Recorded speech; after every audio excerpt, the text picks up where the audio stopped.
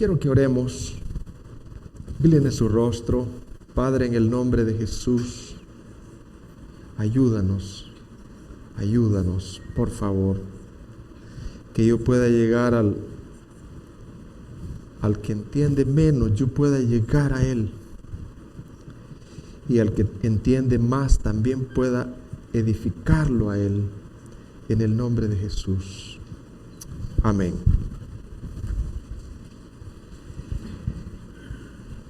Hermanos, damos gracias a Dios porque hemos llegado hasta, hoy vamos a compartir encontrando a Cristo en Segundo de Crónicas.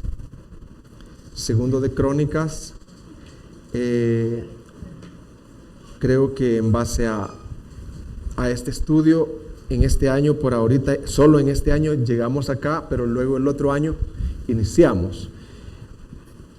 Continuamos. Para los que quizás no están familiarizados, ¿cómo es que estamos estudiando? Nosotros, hermanos, estamos estudiando encontrando a Cristo en cada libro de la Biblia. ¿Cuál es el estudio, hermanos? Encontrando a Cristo en cada libro de la Biblia. Y para poder llegar a Crónicas, que hoy vamos a terminar con Segunda de Crónicas, yo quiero dar siempre un repaso, y en el repaso yo siempre añado algo. Primero, hermanos, podemos ver en Génesis. Génesis es un libro que habla de los orígenes de la creación. ¿De qué habla Génesis, hermanos? Dios pone su imagen en Adán y Eva, los crea, pone su imagen en Adán y Eva, establece un reino con ellos, con el objetivo de que todas las naciones que iban a descender de Adán y Eva pudieran ver en ellos la gloria de Dios, la imagen de Dios. Dios era el rey. Adán y Eva rechazan a Dios. ¿Qué pasó con Adán y Eva, hermanos? Entonces, Dios continúa con su plan. En el capítulo 12, Dios le promete a Abraham que va a levantar un pueblo, va a establecer un reino, le va a dar un territorio y que de ese pueblo iba a levantar un rey, que iba a ser el Mesías, el Cristo. Entonces, hermanos, este pueblo es llevado cautivo a Egipto. ¿A dónde fue llevado cautivo el pueblo de Israel, hermano? A Egipto. Dios los saca de Egipto y entonces en Éxodo, Levítico, Número y Deuteronomio, Dios, hermanos, los saca, los prepara, les da la ley para que sean santos, para que al entrar a la tierra prometida, ellos sean una luz ahí a las naciones.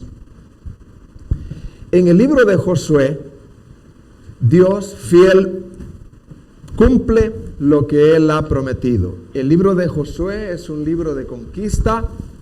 Dios los introduce a la tierra por medio de Josué y el pueblo hereda la tierra prometida que fluye leche y miel. Luego en el libro de Jueces sucede algo. Ya el pueblo acomodado en la tierra, el pueblo rechaza nuevamente a Dios y hay una completamente anarquía. Y ahí donde se da los versículos que claramente hablan y dice, y cada uno hacía lo que bien le parecía. Eso fue en el libro de Jueces. Ahora, en primero y segundo de Samuel, se ve que el pueblo nuevamente rechaza a Dios nuevamente rechaza a Dios y ahí, hermanos, el pueblo pide un rey como las demás naciones. Y Dios le da a un rey. ¿Cómo se llama ese rey, hermanos? Un rey llamado Saúl. Saúl, hermanos, es un rey desobediente, un rey rebelde, que él hace como él quiere.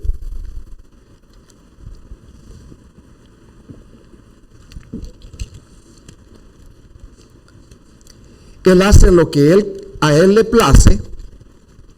Y entonces, ahí en 2 de Samuel, 1 de Samuel y 2 de Samuel, Dios les provee a aquel rey que Dios tenía en su corazón. ¿Quién es este rey, hermanos? David es el rey que ha personificado más al Mesías.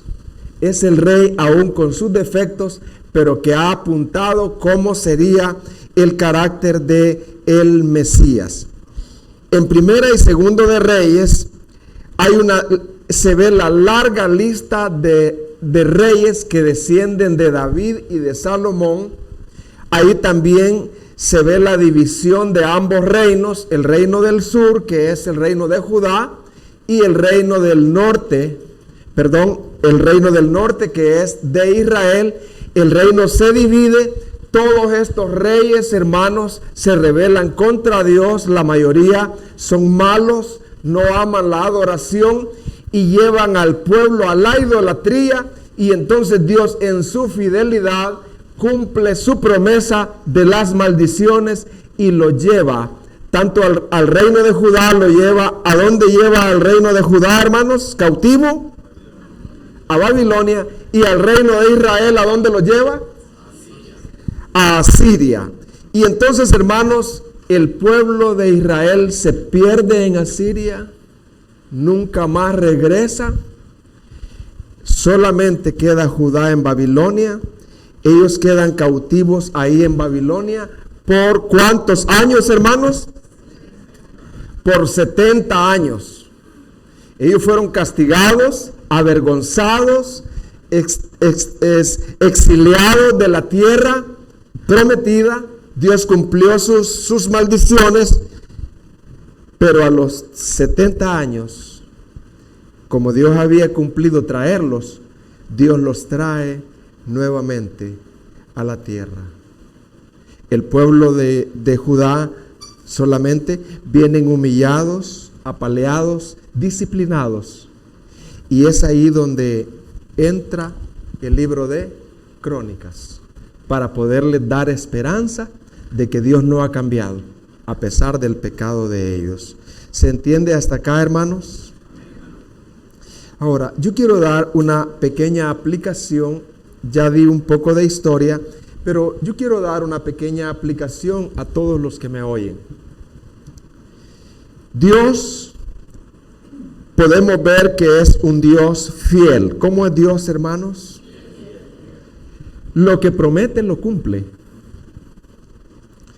Él prometió a Abraham un pueblo y una tierra. ¿Lo hizo Dios, hermanos? Sí lo hizo. Todo lo que está escrito en la Biblia, hermanos, se cumplirá. Dios también es fiel en cumplir las maldiciones al llevar cautivo a Israel y traerlo también del cautiverio. Ahora, la pregunta que nosotros nos hacemos, una pregunta aplicativa para nosotros. ¿No te parece que debemos de pedir gracia para creer, amar y obedecer todo lo que Él promete en su santa palabra? ¿No te parece que debemos de pedir gracia para creer todo lo que Él dice y promete en su santa palabra? Amén, hermanos. Debemos de pedir gracia, porque lo que Dios promete aquí, si nosotros obedecemos, lo que Dios promete es bendecir la obediencia. Pero también este libro promete, ¿verdad?, juicio o maldición sobre la desobediencia. Ahora bien, ¿Cuál es el contexto en que se escribió el libro de Crónicas? Fíjese bien, aunque yo ya lo dije, voy a repetirlo. Judá volvía del cautiverio ¿de qué nación, hermano? De Babilonia. Después de 70 años, ellos necesitaban un recuerdo de su historia para conocer su propia realidad y para no repetirla. Ese es el contexto en el cual se escribió el libro de Crónicas. Cuando Judá venía del cautiverio de Babilonia, ellos traían muchas preguntas. Por eso, por ejemplo, ellos traían preguntas tales como: ¿acaso Dios se ha olvidado de mí? ¿Será que Dios se olvidó de nosotros? Israel estaba en profunda tristeza por el exilio a causa de su pecado. Ellos traían preguntas tales como: ¿cómo volver a comenzar? ¿Cómo vamos a volver a comenzar si nosotros vivimos el esplendor de David, de Salomón? Ahora estamos arruinados. Somos unos pocos. Después de haber 1.500.000 que sacábamos espada, ahora no somos ni 600.000, 200.000, 300.000. ¿Cómo reconstruir el templo? Eran preguntas que ellos se hacían, hermanos, cuando ellos venían. ¿Cómo evitar las maldiciones del pacto de Dios y el exilio nuevamente? Decían ellos. Y entonces, Segunda de Crónicas responde a estas preguntas. Segunda de Crónicas responde a estas preguntas. Ellos se hacían preguntas tales como: ¿estaba todavía vigente la promesa de un Mesías? ¿Será que Dios por nuestros pecados ya no va a cumplir esa promesa? ¿Qué había pasado con esa promesa que Dios había hecho de que del trono de David Dios levantaría un Mesías? ¿Qué había pasado con lo que dice: cuando tus días sean cumplidos, que se le promete a David, para irte con tus padres, levantaré descendencia después de ti, a uno que de entre tus hijos afirmaré su trono? Él me edificará casa y yo confirmaré su trono eternamente. Los judíos, podríamos decirle así, se hacían esas preguntas. Y se hacían más preguntas, tales como: ¿qué fue lo que provocó nuestra humillación de ser llevados a Babilonia por 70 años exiliados y pasar del esplendor a la vergüenza? Decían ellos. Ellos tenían que echar un vistazo a la historia para no repetirla. Y es aquí donde entra Crónicas. ¿Cómo podían ellos hacer las cosas que tenían por delante y batallar con el desaliento y el desánimo? El pueblo estaba desalentado y desanimado. ¿Cómo estaba el pueblo, hermano? Desalentado y desanimado. El autor, hermanos, no está haciendo, o sea, el cronista, el que escribió Crónicas, que no se sabe, se atribuye a Esdras, pero no se sabe. El cronista no está haciendo solamente un recuento histórico. El cronista pretende que ellos echen un vistazo a la historia para ser reconfortados, para ser, ¿qué, hermano? Para que sean esperanzados que tenían por delante. Este es uno de los propósitos de Crónicas y no una mera repetición de Reyes. Hay un autor que dice, fíjese bien lo que dice este autor. Dice: el propósito del libro de Crónicas es ayudar a la gente espiritualmente floja a recuperarse de la apatía y evitar una repetición del juicio de Dios sobre la nación. Ese es el propósito del libro de Crónicas. Por eso el libro de Crónicas en algunas áreas es bien distinto a Reyes. el pueblo que se está levantando de las cenizas, el cronista pretende imprimir cierta vida. ¿Qué pretende el cronista, hermano? Imprimir cierta vida en ellos y recordarles lo que la infidelidad del pacto acarreó y lo que la obediencia de Dios proveyó. Dice otro autor, fíjese, refiriéndose a esto, dice: cuando Israel es obediente al Señor, la nación es bendecida. Pero cuando abandonan la adoración y la alabanza del Señor y le dejan por otros dioses, la nación queda bajo maldición. Hermanos, la temática del libro es también recordarles a los recién venidos que lo que Dios había dicho con anterioridad se cumplió. Dice otro autor: el pacto con David no será revocado. ¿No será cómo dice? Aun cuando Israel ha pecado, Dios sigue siendo fiel. Aun cuando Israel sufre las peores consecuencias, los peores castigos inimaginables, incluso el exilio de la tierra, el Señor seguirá cumpliendo sus promesas. La esperanza no será apagada para esta nueva generación de Israel, o sea, de Judá. Y es aquí, hermanos, donde yo quiero que repitamos la verdad central del libro de Crónicas. Miren la verdad central del libro de Crónicas. Óigala bien. Dios muestra su amor y fidelidad a Judá al hacerle regresar del exilio. Fíjese, Dios muestra su amor y fidelidad a Judá al hacerle regresar del exilio. Dios les recuerda que ellos son su pueblo y Él es su Dios. ¿Qué les recuerda a Dios, hermanos? Que ellos son su pueblo y Él es su Dios. Deben de responder agradecidos,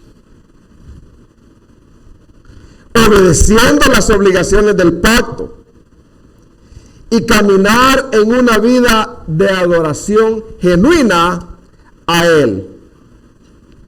Quiero detenerme por un momento en una aplicación. Hermanos, yo no sé a quién estaré hablando. Posiblemente esté hablando a un hijo de Dios que está alejado, pero es escogido, es hijo de Dios. Hay algo que quizás, querido, nunca debiste hacer, sea cual haya sido el problema o las circunstancias que has pasado. Hay algo que nunca debiste de hacer, y es alejarte de Dios. ¿Saben, hermanos, que los hijos de Dios, algo que nunca, pero nunca, hermanos, debemos hacer, sea cual sea la circunstancia que estemos pasando, hay algo que nunca debemos de hacer, es alejarnos de Dios, porque ese es pecado. La rama no se debe de alejar del árbol o del tronco, por muy dura que sea la tempestad. La rama debe de permanecer porque ahí está su vida. La brasa no debe de alejarse de las demás brasas, porque ahí está la vida de ella. Y quizás estaré hablando a un hijo pródigo que se alejó. Pecaste al alejarte, hiciste algo que nunca debiste de haber hecho. Tu corazón se endureció, tu interior se apagó. Pero quiero darte una buena noticia, pero el corazón de Dios no se ha apagado.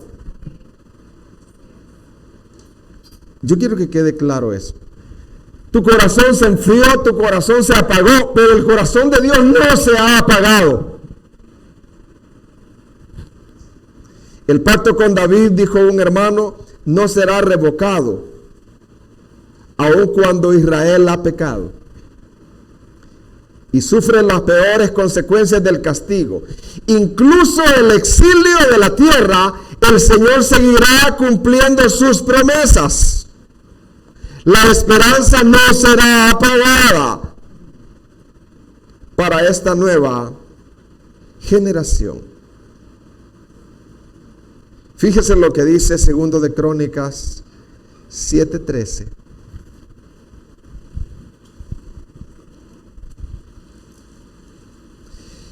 7:13 y 14.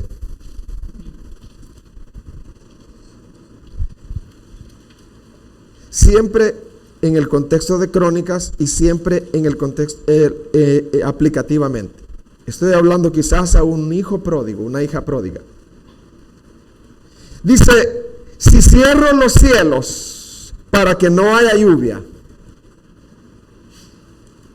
o si mando a la langosta a devorar la tierra, o si envío la pestilencia entre mi pueblo. Y aquí está la esperanza. Y se humilla mi pueblo, sobre el cual es invocado mi nombre, y oran humillados, buscando mi rostro, y se vuelven de sus malos caminos, entonces yo oiré desde los cielos. ¿De dónde va a oír Dios? Dice, perdonaré su pecado y sanaré su tierra. Así que querido hijo pródigo, hay esperanza para ti. La mano de Dios está extendida.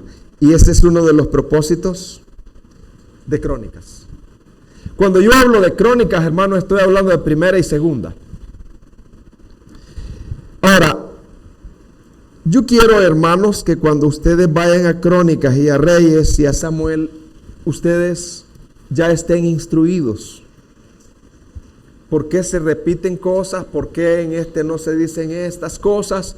¿Y por qué en este aparecen unos personajes y por qué en este otro no? Hay algunos aspectos literarios importantes de Crónicas que es necesario que como iglesia local los conozcamos. En la Biblia hebrea había un solo libro en la Biblia hebrea. En la Biblia hebrea no existe primera y segunda de Samuel, sino que en la Biblia hebrea solo existe Samuel. En la Biblia hebrea no existe primera y segunda de Reyes, no, solo existe Reyes. Y en la Biblia hebrea no existe primera y segunda de Crónicas, solo existe Crónicas. Crónicas, Esdras y Nehemías era un solo bloque. Crónicas, Esdras y Nehemías eran originalmente una sola serie de obras. Por eso se parecen. Cuando estemos leyendo Crónicas, Esdras y Nehemías, sepamos eso. Ahora, como yo les decía, no se sabe quién fue el cronista, el que Dios usó, pero Crónicas es un libro inspirado, infalible. Ahora, los cronistas eran humanos. Por eso, cuando estudiemos uno de los módulos, vamos a ver que la Biblia es divina, pero también es humana, ¿verdad? No, hermanos, la Biblia solo es divina. No, la Biblia es humana. Porque la escribieron, ¿quiénes? Humanos, no la escribieron ángeles. Nada más que sin error. Todo fue orquestado por Dios, porque era la carta magna de Dios. Era la carta magna de un rey. Y la carta magna de un rey tiene que ser infalible, como él es infalible. Entonces, hermanos, ¿cómo hizo el cronista para escribir Crónicas? ¿Cómo hizo? Sencillo, hermanos. así como hacemos todos. Pero nada más que en lo que yo estoy diciendo aquí, hay error, hay falla. Por mucho que yo me esfuerce en mi mensaje, siempre hay una falla ahí. Pero en Crónicas no. Pero el cronista hizo igual, como hacemos todos. El cronista tuvo acceso a todos los libros anteriores del Antiguo Testamento para escribir crónicas. ¿Qué hizo el cronista, hermano, para escribir crónicas? O sea, él tuvo acceso a todo el internet que no había. A todos los pergaminos originales. ¿Cuáles eran los pergaminos originales que en ese tiempo estaban? Génesis, Éxodo, Levítico, Número, Deuteronomio, Josué, Jueces, Ruth. ¿Y qué más? No era primera y segunda de Samuel. Samuel y Reyes. El cronista tuvo acceso a esos 10 tomos. Y mire qué interesante. El cronista, guiado por el Espíritu de Dios, seleccionó de reyes, seleccionó de todos esos pergaminos lo que el pueblo que venía del exilio necesitaba saber. ¿Se entiende, hermano? El cronista, guiado por el Espíritu de Dios, omitió cosas y añadió cosas que ya estaban en Reyes.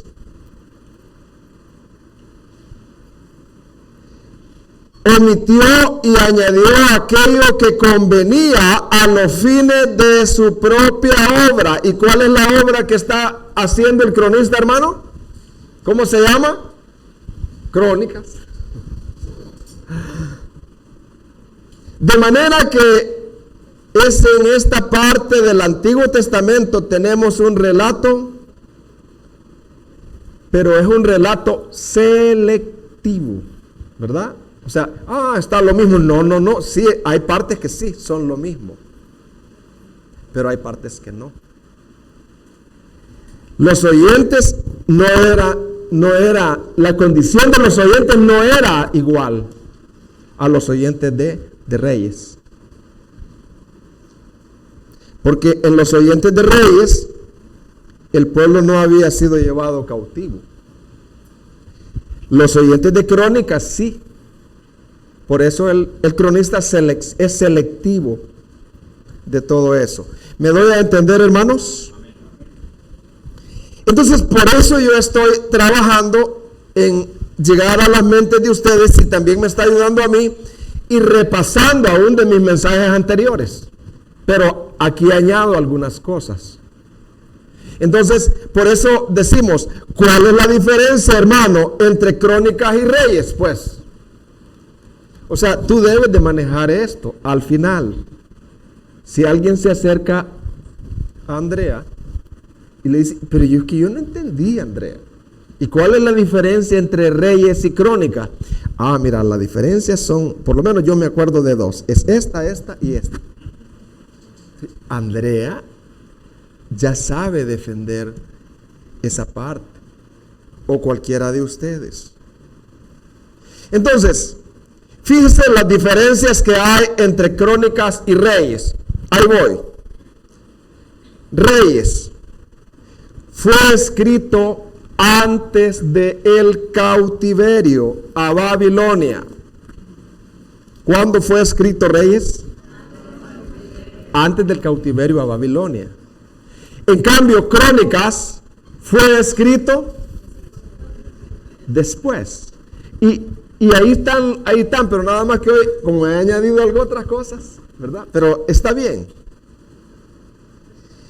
Reyes, el libro de Reyes, se enfoca en ambos reinos. ¿En qué se enfoca Reyes? reino del norte y el reino del sur. Y también se enfoca en todos los reyes, tanto de los 20 del norte como los 20 del sur. En cambio, Crónicas se enfoca más en el reino del sur, o sea, en el reino de Judá, en todos los reyes descendientes exclusivamente de David y Salomón. Se enfoca en los reyes piadosos. Reyes no describe las genealogías. En cambio, Crónicas dedica 9 capítulos para describir las genealogías, porque el pueblo venía de Babilonia y habían transcurrido 70 años y el pueblo necesitaba saber los orígenes de ellos, porque de eso tratan las genealogías, de probar históricamente cuál es nuestro origen.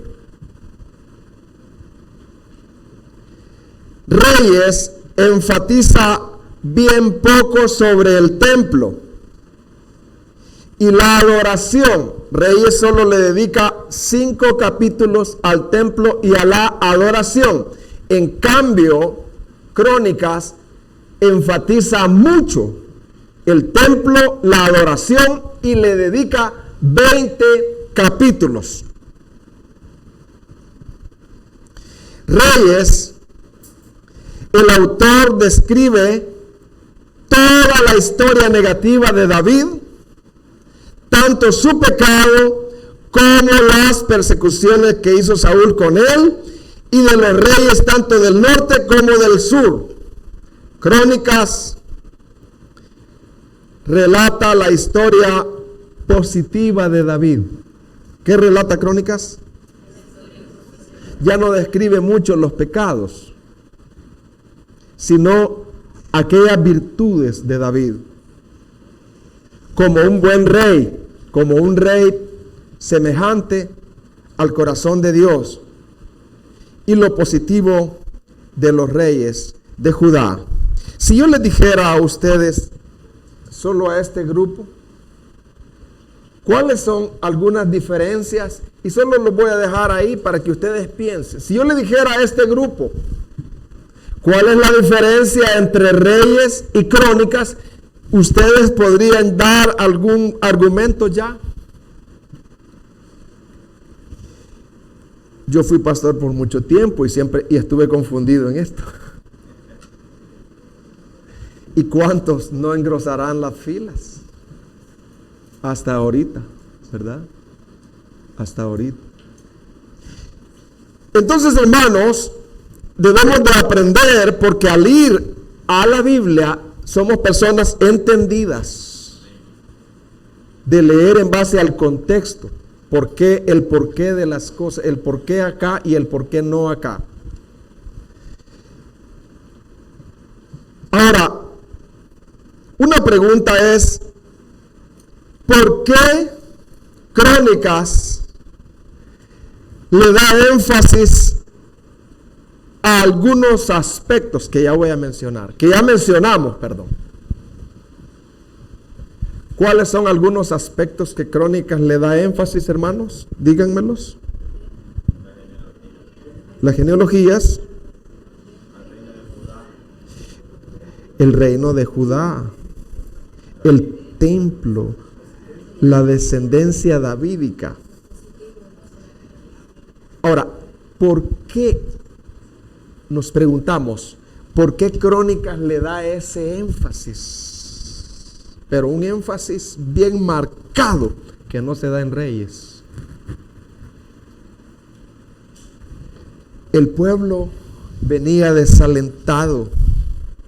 El pueblo venía apaleado, con dudas, con preguntas. Y ellos decían, ¿será posible que Dios cumpla la promesa de un Mesías? Entonces el cronista les dice, Dios sigue siendo el mismo. ¿Qué les dice el cronista?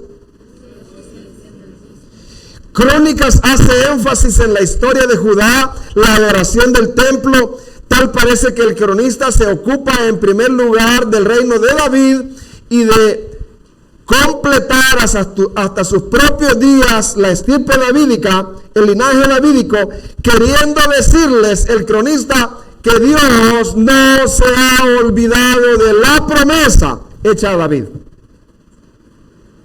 que de la descendencia de él levantaría un descendiente que se llamaría el Cristo, quien sería Rey de Reyes y Señor de Señores. Hermanos, por eso Crónicas da un énfasis bien marcado ahí. A Saúl le dedica poquito tiempo, pero es poquitito. Así que no, Saúl no importa. David sí. A Salomón le dedica poquito, pero al templo le dedica 20 capítulos. Y aquí el templo, como la manera como iba a ser la entrada, la forma del templo, los detalles. Y uno se aburre de eso. Pero hermanos, el templo, ya como lo vamos a ver, representa a nuestro Señor Jesucristo. Porque el templo era el acceso a Dios. ¿Quién era el acceso a Dios en el Antiguo Testamento? Por eso no se debía de adorar ni en otro lugar, ni en otro lugar. El templo era único, no necesitaba mediadores. Por eso Jesús dijo, yo destruí, ¿y qué señal nos da destruir este templo? El templo era Él. El templo representaba a Cristo. Por eso se le da un lujo de detalles y se le dedica mucho tiempo en Crónicas.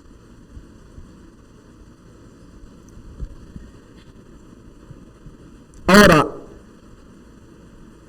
¿de qué manera vemos a Cristo en el libro de Crónicas? Fíjese bien, yo ya lo he dicho, pero lo voy a repasar un poco, agregando algo. ¿De qué manera vemos a Cristo en el libro de Crónicas? Porque ese es el tema de hoy. Bueno, a través de las fallas de los reyes. ¿A través de qué, hermano? Dios permitió que aún David fallara para Dios. Sí, David era conforme al corazón de Dios. Sí, agradó a Dios, pero no en todo. Amén, hermanos. Y David dice, anduvo esto, pero no en lo tocante a Urías y a Betsabé.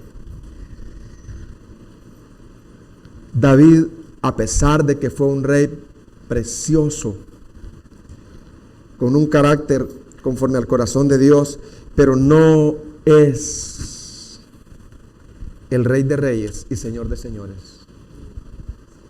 David señalaba a uno que iba a venir. Entonces, hermanos, por eso, hermanos, en Génesis 49:10, miren lo que dice.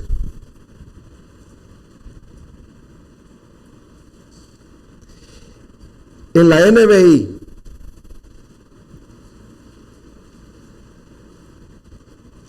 dice, todos los reyes y las fallas de los reyes, lo que gritaban era, pero viene uno que no va a fallar. Viene uno que no va a fallar, y ese sí tiene que ser adorado. Amén, hermanos. Hermano, cuando usted adore a alguien, tiene que reunir esas cualidades, que sea Dios y que sea hombre, que no haya fallado. Y miren lo que dice Génesis 49:10. El cetro no se apartará de Judá. ¿Cómo dice, hermano? El trono no se apartará de Judá. ni de entre sus pies el bastón de mando. O sea, lo que quiere decir es que Dios iba a preservar la descendencia de David. Un rey, otro rey, otro rey, otro rey, otro rey. No faltará, dice, hasta que llegue. ¿Quién, hermanos? Hasta que llegue, ¿quién, hermanos? El verdadero rey. ¿Se da cuenta cómo a través de los reyes el Señor es señalado? Es que estos reyes sí son reyes, pero no es el verdadero. Fallaron. Hasta que aparezca, ¿quién dice, hermanos? El verdadero rey. ¿Quién merece? ¿Qué, hermano? La obediencia. O sea, la adoración de los pueblos. Por eso la línea de reyes que fallaron hablan y gritan. Sí, nosotros somos reyes, pero somos reyes chiquitos. Viene uno detrás de nosotros. ¿Quién es? El verdadero rey. Por eso en Mateo 3:17, miren lo que dijo el Padre de Cristo. Y Mateo habla del rey. Miren lo que dijo el Padre de Cristo, Mateo 3:17. Hubo una voz del cielo que decía, ¿cómo decía la voz, hermano? ¡Wow! Este es mi Hijo amado, en quien tengo, ¿qué dice? El Hijo sí, no fue como David, ni como Josías, ni como Ezequías, fue superior. Entonces hemos visto, hermano, cómo los reyes apuntaban a Cristo. Pero ahora vamos a ver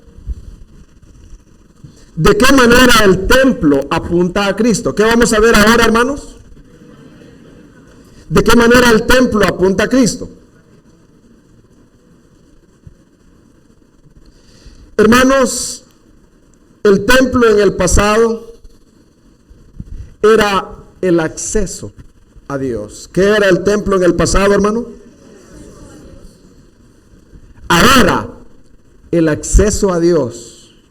El único mediador, ¿quién es, hermanos? Jesucristo, hombre.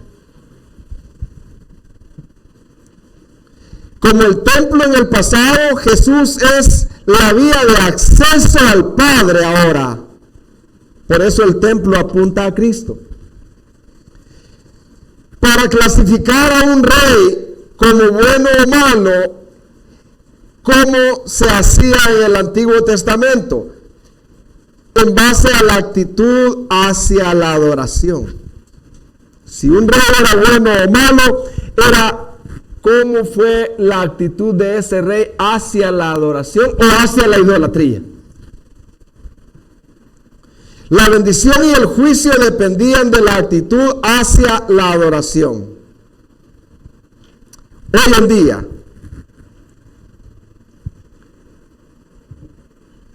abrazar o no a Jesús en base a que el único mediador entre Dios y los hombres también marca un destino de bendición o de juicio. ¿Quién es el templo hoy en día, hermanos? Jesucristo. ¿Quién es el templo hoy en día, hermanos? ¿Y cómo se sabe si una persona es mala o buena?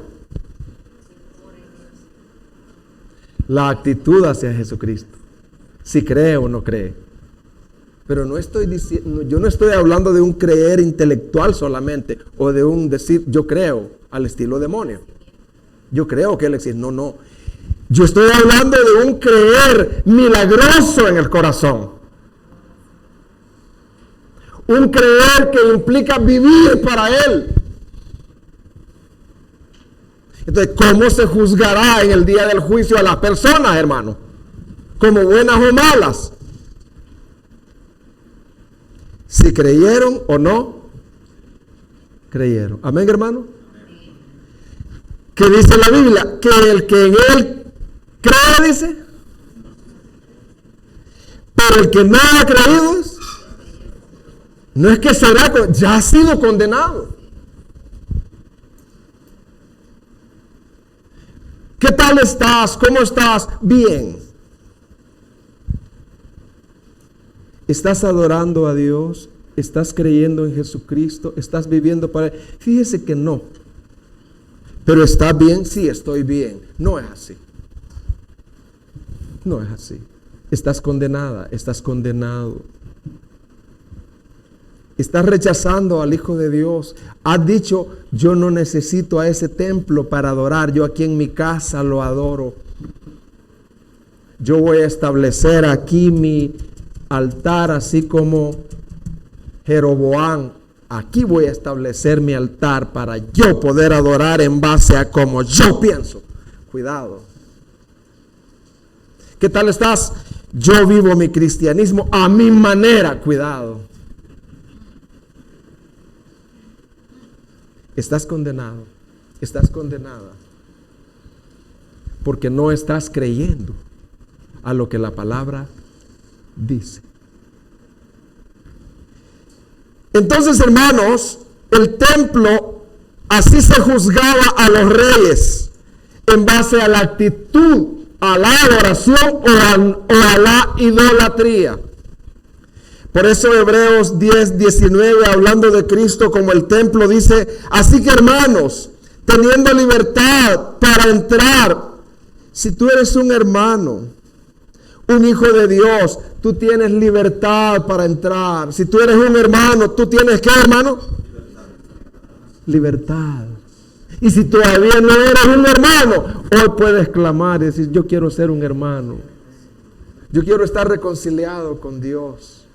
Yo no quiero ser de los rebeldes de Israel.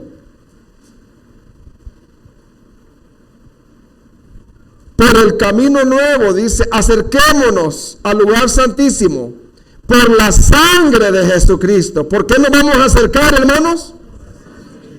Por la sangre de Jesucristo. Seguimos siendo pecaminosos, pero hay sangre para el pecaminoso que se humilla todos los días de nuestra vida.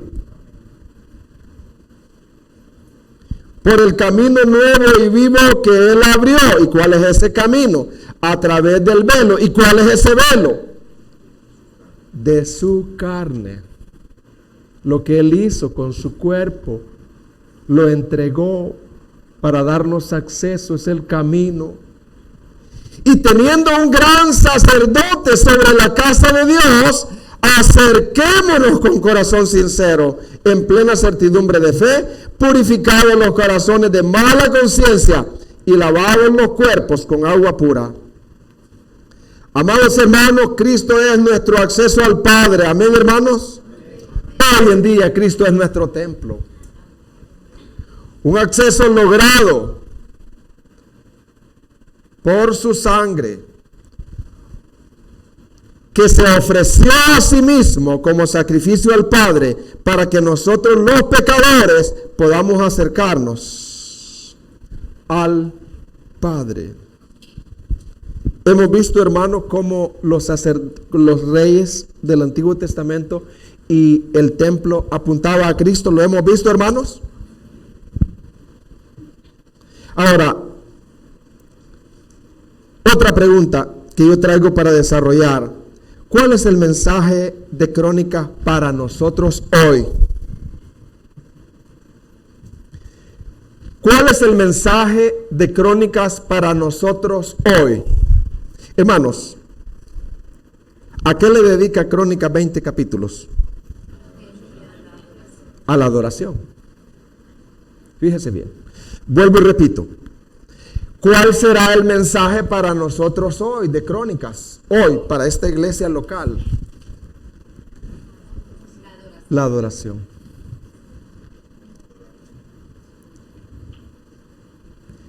Crónicas centra su mensaje en el templo, en la adoración, 20 capítulos. Dios le dio mucha importancia a la adoración de su pueblo hacia Él en el Antiguo Testamento. Crónicas centra su mensaje en el templo. Era lo primero que tenían que reconstruir como pueblo de Dios mientras esperaban al Mesías Rey en su primera venida. Fíjese bien, los profetas de la restauración dicen: preparen el camino al Señor, edifiquen nuevamente el templo, pongan nuevamente los sacerdotes, enciendan nuevamente las lámparas, trabajemos para la adoración, para que cuando el Mesías venga, el Mesías por primera vez en aquel tiempo, cuando el Mesías Rey venga y aparezca en Mateo, que no les decían así, nos halle adorando como Él es digno. Porque Dios busca adoradores en espíritu, verdaderos adoradores. Entonces, hermanos, mientras ellos esperaban al Mesías en su primera venida y el nuevo reino, su adoración a Dios es igual ahora, hermanos, que nosotros, mientras esperamos la segunda venida. ¿Qué venida esperamos nosotros? ¿La primera o la segunda, hermanos? La segunda. Debemos adorar a Dios con nuestras vidas. Debemos adorar a Dios, ¿cómo, hermano? Con nuestras vidas. Ya no con rituales, porque estamos en el Nuevo Testamento. Debemos de adorar a Dios con nuestras vidas. Y hay dos maneras que yo quiero exaltar. ¿Cómo adorar a Dios con nuestras vidas mientras Él viene? Obedeciendo. Obedeciendo al nuevo pacto.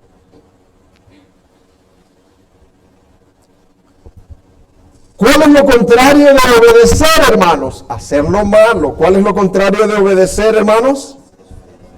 Hacer lo malo.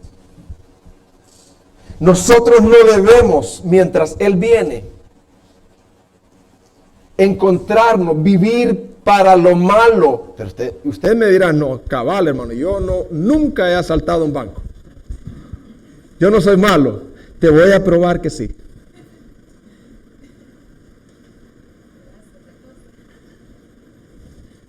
Hermanos, lo contrario a obedecer es hacer lo malo. ¿Y qué es hacer lo malo? Preguntémosle al libro, Segunda de Crónicas 12:14. Está hablando de Roboam, un rey.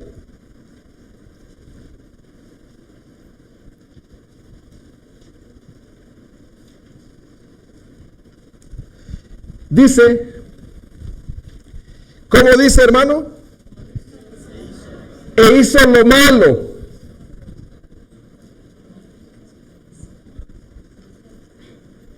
¿Y cuál fue lo malo que hizo, hermano? Porque no dispuso su corazón. ¿Para qué, hermano? Para buscar a Jehová. ¿Qué fue lo malo que hizo Roboam, hermano? No dispuso su corazón para buscar a Jehová. ¿Te das cuenta de la gran maldad? Que a veces no le prestamos atención. La palabra dispuso es no intentó hacer de Dios su meta. ¿Qué significa la palabra dispuso? No hizo de Dios su meta. A propósito, quiero exhortar. Esas palabras hay que tener cuidado de que Dios cumpla mis sueños. Hay que tener mucho cuidado. Porque un niño que entienda doctrina sabe que en mis sueños están corrompidos. Amén, hermano. Por lo menos los míos, ¿verdad? Y yo no quiero que Dios cumpla mis sueños. Tengo que ser muy cuidadoso. Aquellos sueños que son en base a la voluntad de Dios y a su propósito, esos sí yo quiero que los cumpla. ¿Se entendió, hermano? Tengamos mucho cuidado, ¿verdad? humanismo mezclado. Que Dios cumpla los sueños de tu corazón. Amiga, no amén. Amén, no amén. Yo quiero andar en el propósito de Dios, hermanos. Si eso es lo que en el último día del juicio me va a pedir, si hice o no no si cumplí mis sueños o no. Entonces este rey no dispuso su corazón, no hizo de Dios su meta. Querida joven, querido joven, ¿estás haciendo de Dios tu meta? Solo hay una meta, hermano. ¿Sabían que solo hay una meta? ¿Va? Y de ahí vienen las demás, pero todas son hijas de esa. Pero solo hay una meta. Este rey no dirigió su corazón a Dios. Ahora Jesús nos dice lo mismo. Mateo 6:33 dice: mas buscad primeramente el reino de Dios y su justicia.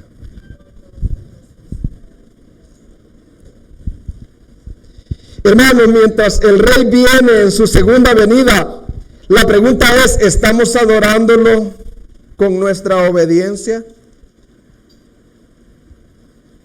Si tú eres un cristiano de verdad, Dios te ha dado un corazón para obedecerle. Amén, hermanos.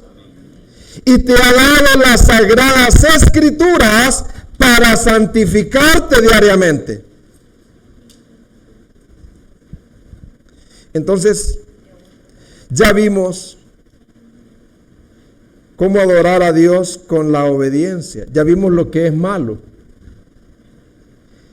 Pero, ¿cuál es aquella obediencia que agrada a Dios según la Biblia? Fíjese bien.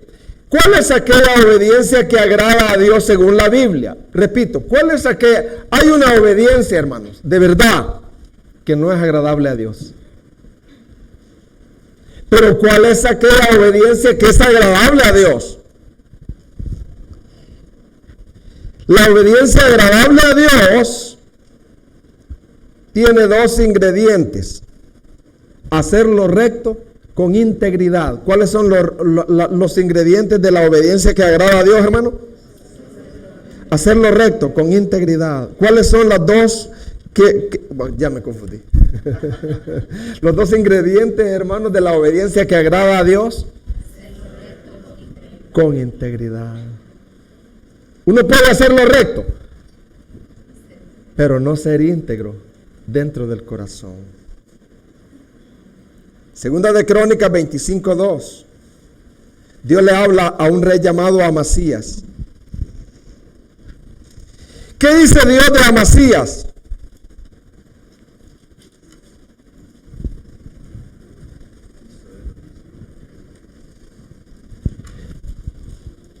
En esta versión RBA dice: e hizo lo recto ante los ojos del Señor, aunque no con un corazón íntegro.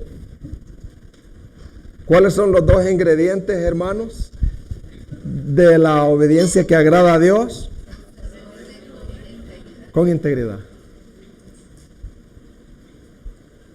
Uno puede hacer lo correcto incorrectamente. Uno puede hacer lo recto con una mala motivación. Uno puede hacer lo recto de mala gana.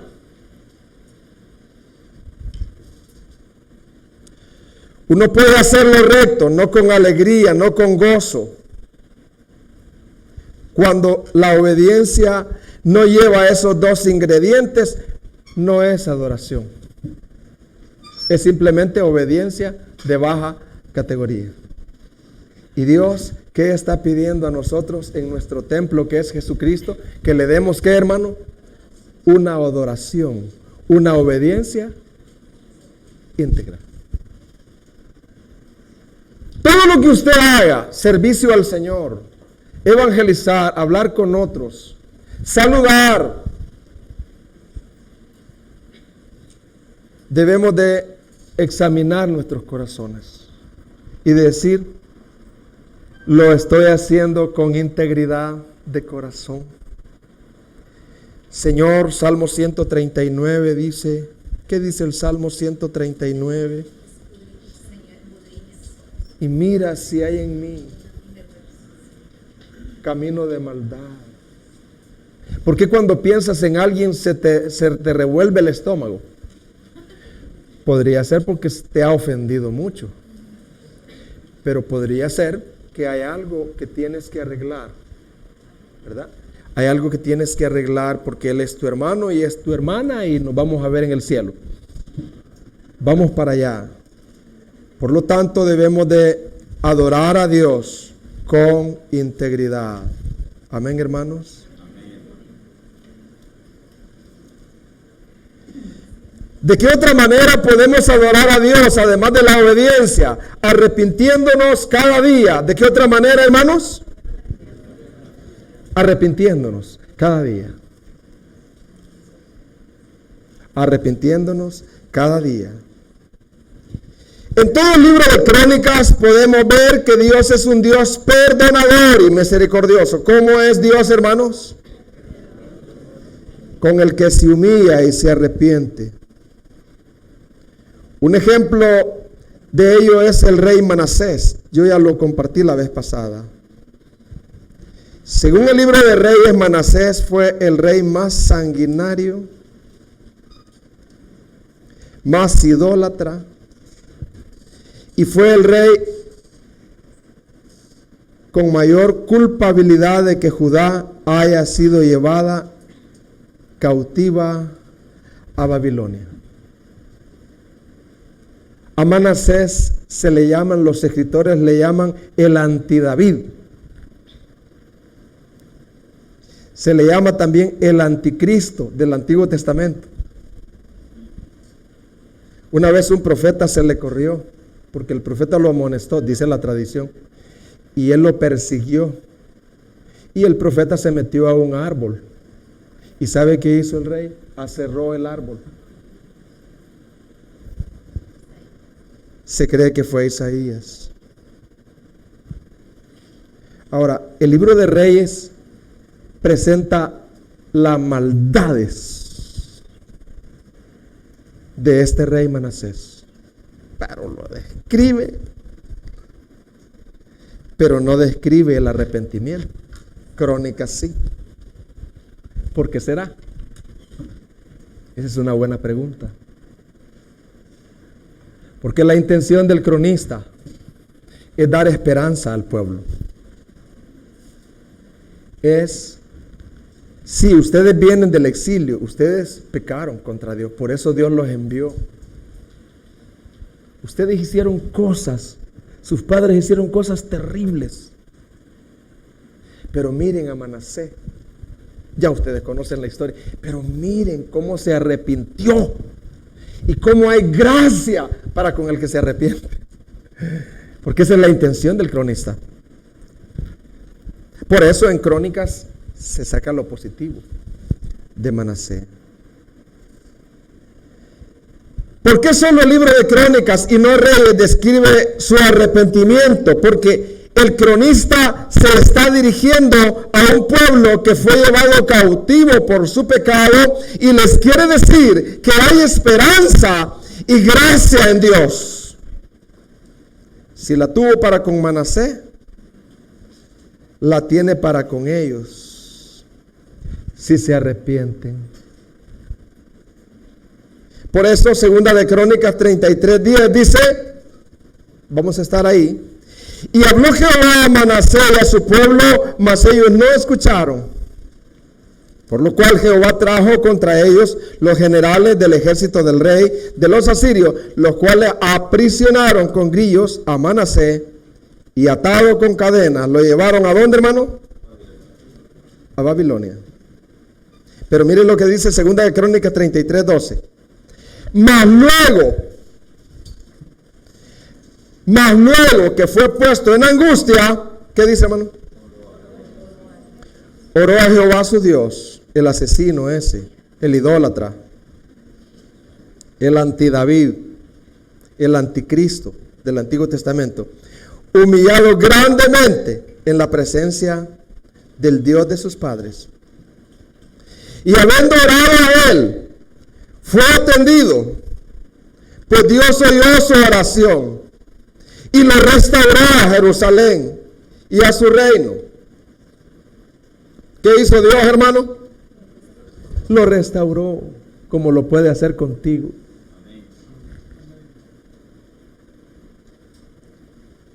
Pues Dios oyó su oración y lo restauró a Jerusalén a su reino.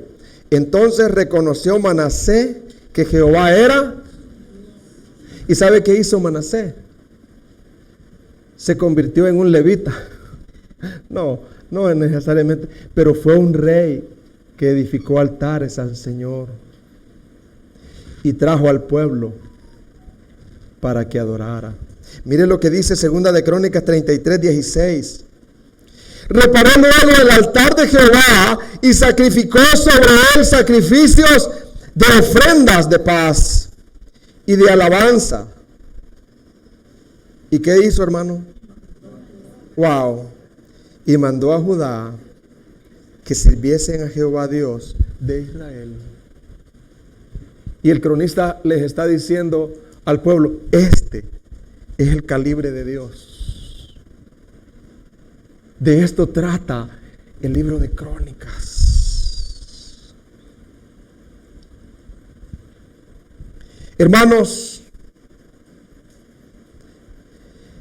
restauró la adoración. El tema del libro, Dios confirma que Manasés sí se humilló.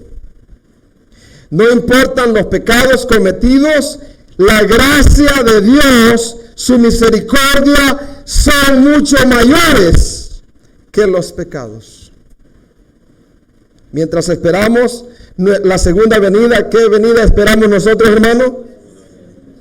De nuestro Rey, el reino de su Padre y nuestro Padre. Vivamos una vida de continuo arrepentimiento. Vivamos una vida de continuo, ¿qué, hermano? Y de obediencia y perdón con los demás.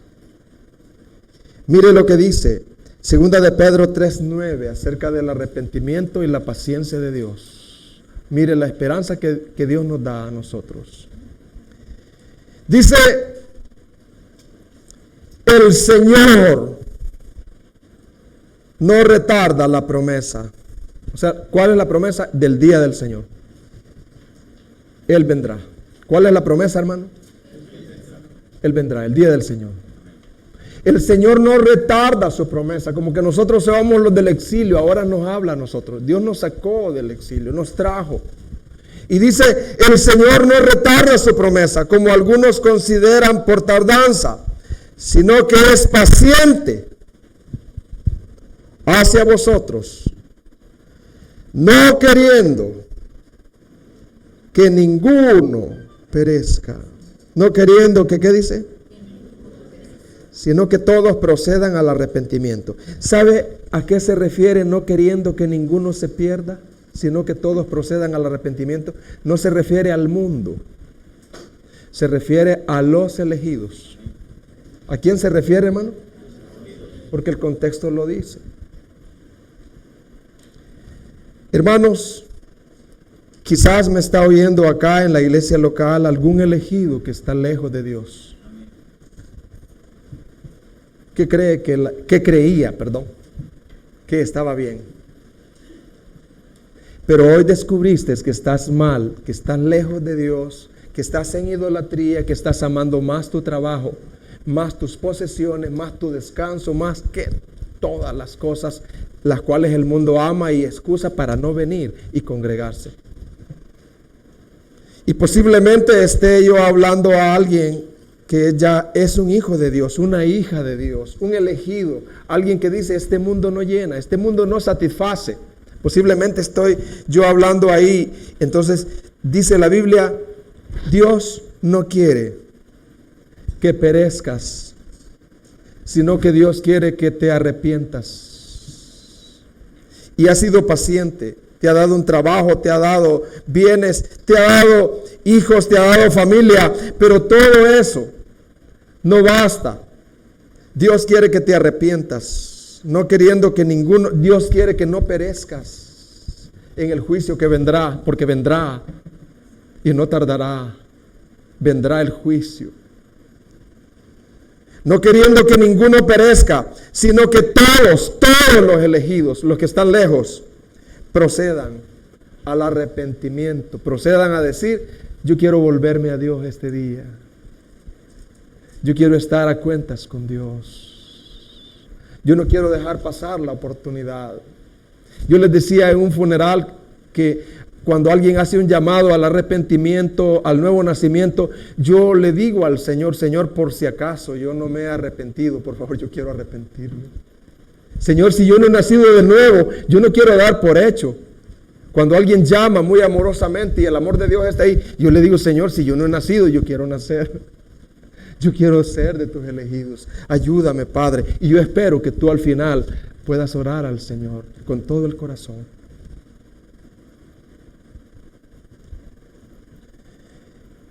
¿Cómo esperar la segunda venida de nuestro Rey? Adorando a través de una vida de obediencia y arrepentimiento.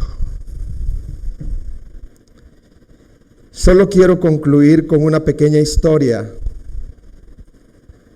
que también habla de esto, de la misericordia de Dios y de la gracia de Dios. Quizás tú no sabes lo que es la misericordia de Dios y la gracia de Dios. Yo te lo quiero explicar. Y luego vamos a cantar ese precioso himno. ¿A quién iré? Se llamaba Ricardo. Era un hombre, el hijo más malo que te puedas imaginar, Ricardo.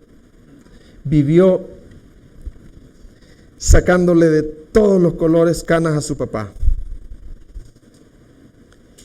Su papá, a causa de su pecado, una gran parte de lo que su papá murió fue por el pecado de Ricardo.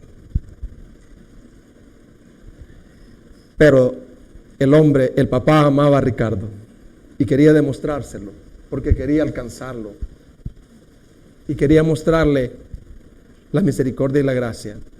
Y dice que el día que iban a leer el testamento, porque el papá murió, y Ricardo ni fue al funeral. Y cuando iban a leer el testamento, ahí sí fue, pero fue para deshacer lo que se estaba haciendo y burlarse. Y el abogado leyó el testamento. Y el testamento decía: yo de mi propia voluntad, fulano de tal, todas las generales, ¿verdad? Dejo mi herencia, tal y tal y tal, a mis hijos.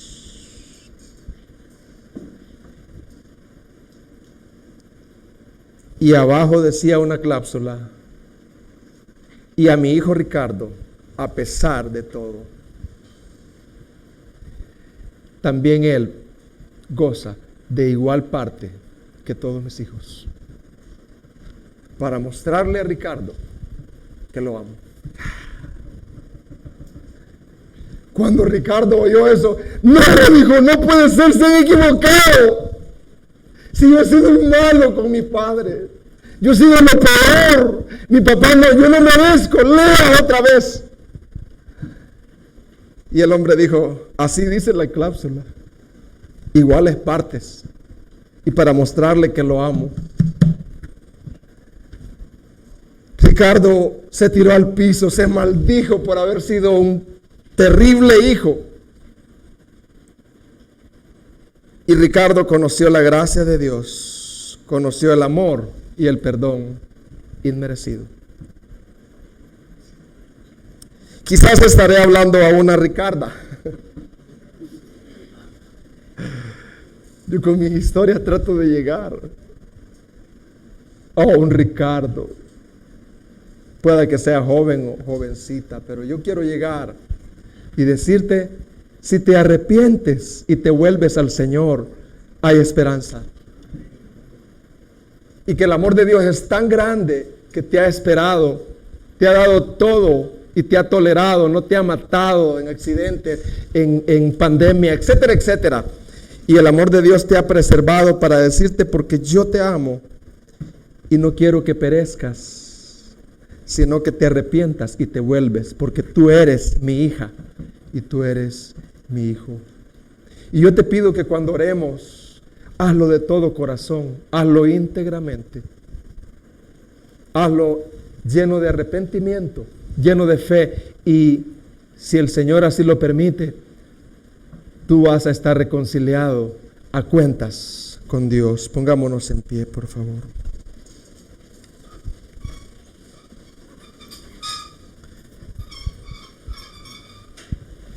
Padre, gracias, porque de alguna manera, imperfectamente, tú nos hablas, y nosotros somos tu pueblo, Señor, exiliados. Venimos de un mundo confuso, una Babilonia, donde por nuestro pecado fuimos lanzados ahí. Pero el amor de Dios, que no cambia, que no mengua, esa misericordia que no mengua, que permanece, esa misericordia, estamos aquí. Reconocemos a Cristo como el templo de templos, el sacerdote de sacerdotes. Reconocemos a Cristo como el tesoro más precioso que por mucho tiempo hemos menospreciado. Reconocemos que Él se hizo carne y que ese Rey ya vino, pero que vendrá en su segunda venida. Padre, aquí hay personas que no están preparadas. Padre, aquí hay hijos que están descarriados, que hoy puedan orar y volverse a ti, y si ellos se vuelven a ti de corazón, van a permanecer en ti. Cantemos.